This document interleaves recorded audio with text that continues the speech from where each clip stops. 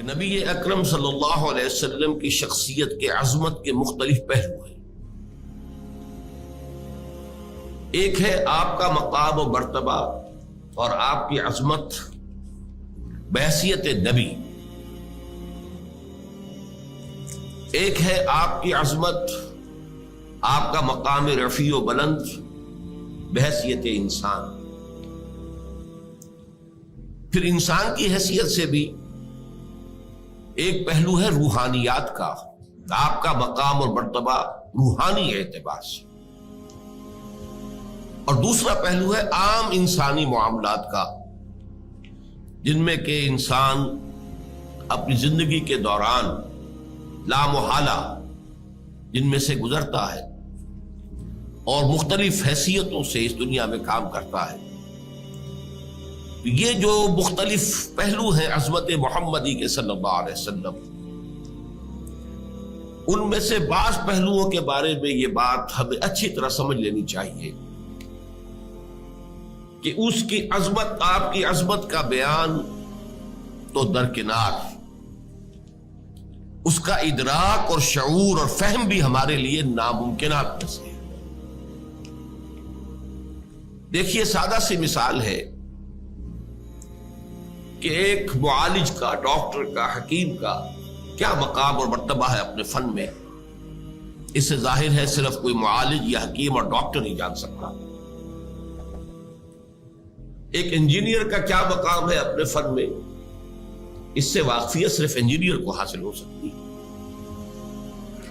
لہذا ایک نبی کی حیثیت سے محمد الرسول اللہ صلی اللہ علیہ وسلم کا کیا مقام و مرتبہ ہے، یہ صرف کسی نبی ہی کے لیے ممکن ہے کہ اس کا اندازہ کر سکے، کسی غیر نبی کے لیے یہ محال عقلی ہے۔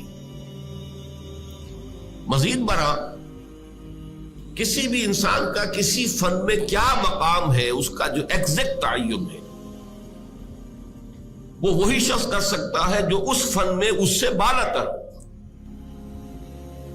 اس لیے کہ نیچے جو ہوگا وہ تو صرف دیکھے گا اوپر کی طرف، اس کے لیے یہ ممکن نہیں ہے کہ اپنے سے بلندتر مقام کے حامل شخص کا اصل مقام و مرتبہ معین کر سکے۔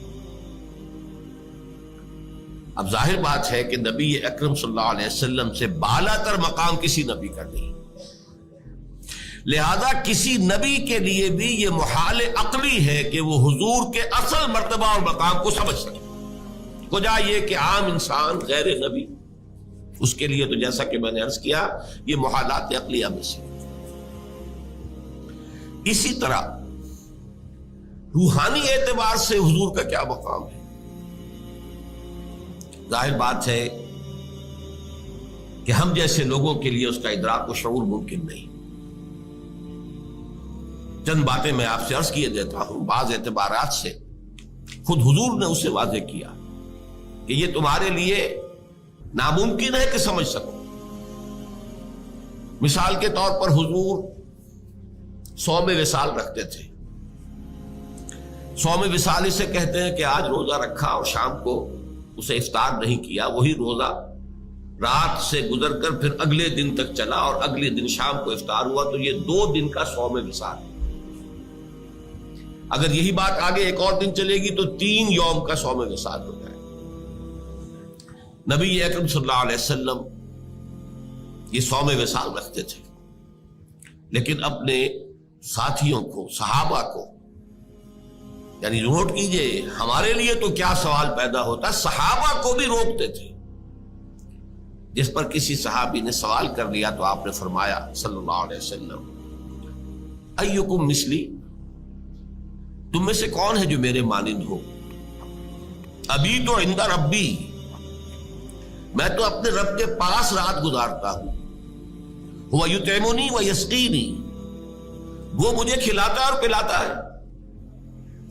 اب بتائیے ہم میں سے کس کے لیے ممکن ہے کہ تصور کر سکے کہ یہ شب بصری جو اللہ کے ہاں ہوتی تھی اس کی نوعیت کیا تھی، اس کی کیفیت کیا تھی، وہ کھلانا اور پلانا کس نوعیت کا تھا جو اللہ تعالیٰ محمد رسول اللہ صلی اللہ علیہ وسلم کے ساتھ معاملہ کرتا تھا۔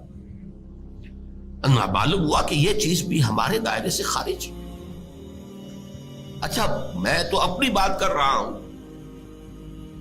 میں سمجھتا ہوں کہ بڑے سے بڑے صوفی اور بڑے سے بڑے ولی اللہ کے لیے بھی ممکن نہیں ہے کہ حضور کے روحانی مقام کا پورا پورا ادراک کر سکے۔ ان دونوں پہلوؤں سے جب ہماری عقلیں اور ہمارا فہم و شعور اور ادراک عاجز ہے تو اس کا مفہوم یہ ہوا کہ اس کو بیان کرنے کی کوشش کرنا بہت بڑی خطا، بہت بڑی غلطی ہے۔ یہ بڑی خطا اس اعتبار سے نوٹ کیجئے، سادہ سی مثال سے بات سمجھ میں آ جائے گی۔ ایک لطیفہ ہے، کسی دیہاتی کی کوئی مشکل تھی جسے کسی ایک شہری بابو نے، شہری شخص نے حل کر دیا، اور وہ شخص جو تھا شہری، وہ ڈپٹی کمشنر تھا، لیکن اس دیہاتی نے اسے دعا دی، خدا تجھے پٹواری بنائے،